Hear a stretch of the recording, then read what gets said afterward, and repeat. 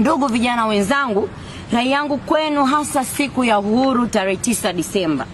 Tunapoadhimisha uhuru wa nchi yetu tarehe 9 Disemba, tunatakiwa tukumbuke kwamba hii sio siku tu ya mapumziko, pia ni siku ya sisi vijana, sisi wa Tanzania kujitafakari na kuhenzi yale yote yaliyoanzishwa na kuwekwa mpaka sasa na waasisi wetu.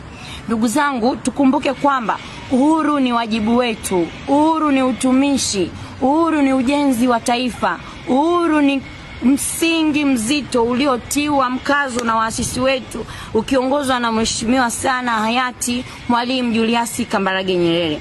Tujiulize kama mambo ambayo tutayafanya au tutakuwa tunapanga kuyafanya siku hiyo yatakuwa ni mambo ambayo yanathamini, yanaashiria, yanaenzi uhuru wa taifa letu. Viongozi wetu wa dini, sisi vijana wenu, tunawaomba mtupe mwongozo mzuri ambao utatufanya sisi kuendelea kulelewa katika maadili ya kimungu na kuendelea kuwa na hofu ya Mungu. Unajua pale ambapo vijana tunakuwa na hofu ya Mungu, hata kuendelea kufanya vitu vya kiovu na kufanya dhambi na kufanya uharibifu inakuwa ni mdogo sana. Kwa vijana, viongozi wetu wa dini, tunaombeni muendelee kutulea vijana wenu. Tunawapenda sana na tunazidi kumwomba Mwenyezi Mungu wa mbinguni hawazidishie utashi mzidi kutuongoza tufike katika nchi ya ahadi.